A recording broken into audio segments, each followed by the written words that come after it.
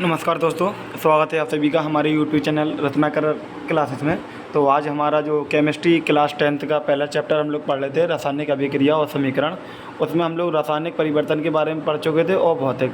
तो आज हम देखेंगे भौतिक और रासायनिक परिवर्तन में अंतर। तो ये रहेगा हमारा मेन भौतिक और रासायनिक परिवर्तन में अंतर। तो देखिए यहाँ पर लिखा है, सबसे पहले भौतिक परिवर्तन कौन से होते हैं ये एक बार फिर से पढ़ लेते हैं।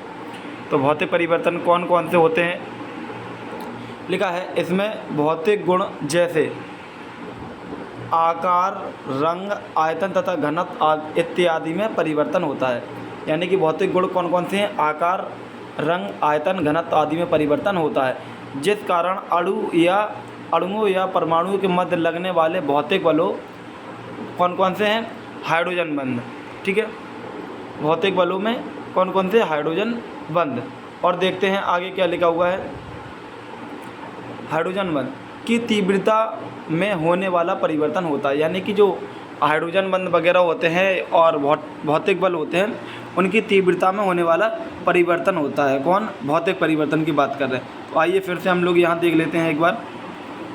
क्या है? इसमें भौतिक गुण जैसे आकार, रंग, आयतन, घनत्व आदि इत्यादि में परिवर्तन, जिसका कारण क्या होता है? अणु या परमाणु के मध्य भौतिक बलों में परिवर्तन होता है, उसकी तीव्रता में परिवर्तन हो जाता है। भौतिक बल में यहाँ 2-3 एग्जाम्पल दिए हुए हैं, कौन कौन से?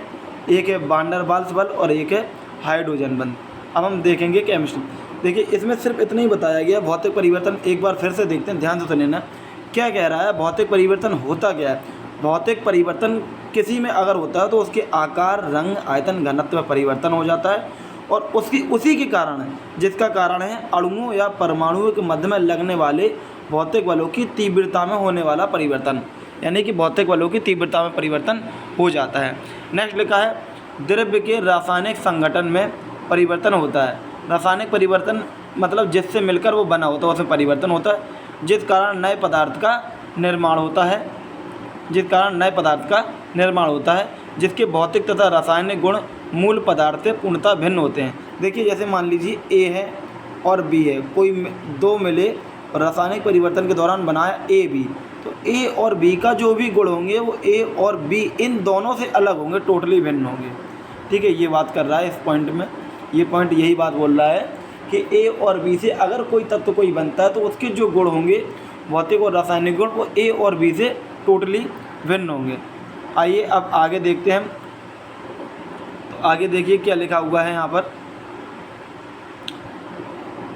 पहले से उपस्थित बंध टूटते हैं तथा नए बंधों का निर्माण होता है। किसमें? रासायनिक परिवर्तन में। ये बात हम पीछे पढ़ चुके हैं, तो बस उसी को रिपीट यहाँ पर किया गया है, दोनों में अंतर।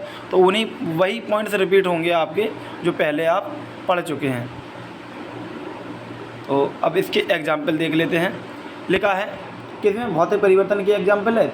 गलन, बाष्पन, हिमन, द्रवण, संघनन, ऊर्ध्वपातन और क्वथन इत्यादि। अगर कोई पूछे कि भौतिक गुण जो होते हैं, भौतिक गुणों में परिवर्तन होता है, तो उनके एग्जाम्पल बताइए।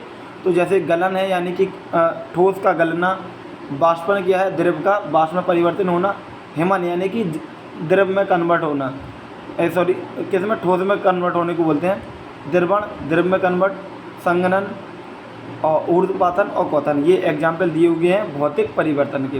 रासायनिक परिवर्तन कौन है?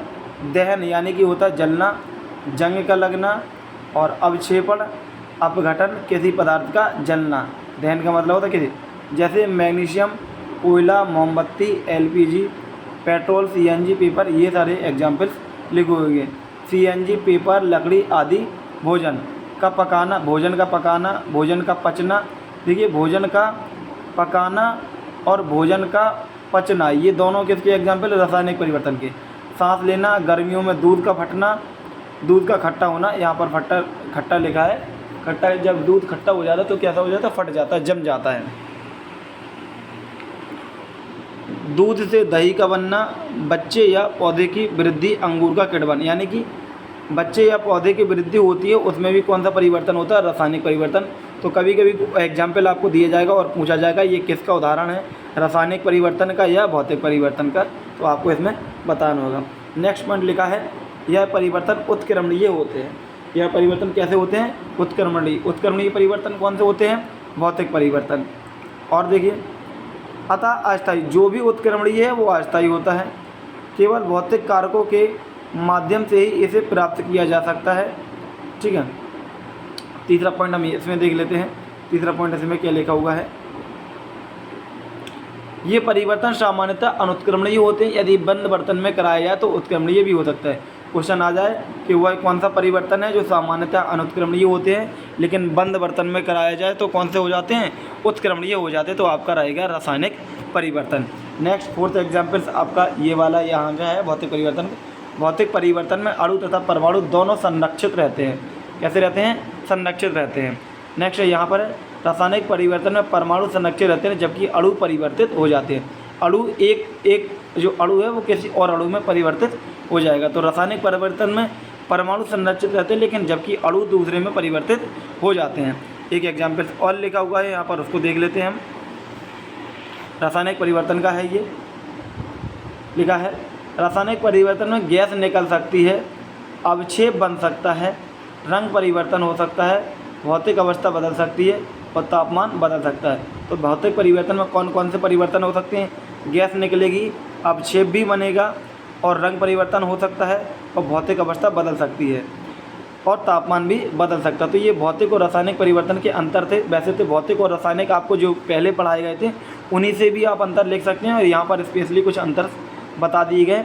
अब अगला हमारा जो टॉपिक रहेगा वो रहेगा हमारा रासायनिक अभिक्रिया का। ओके, वीडियो देखने के लिए धन्यवाद।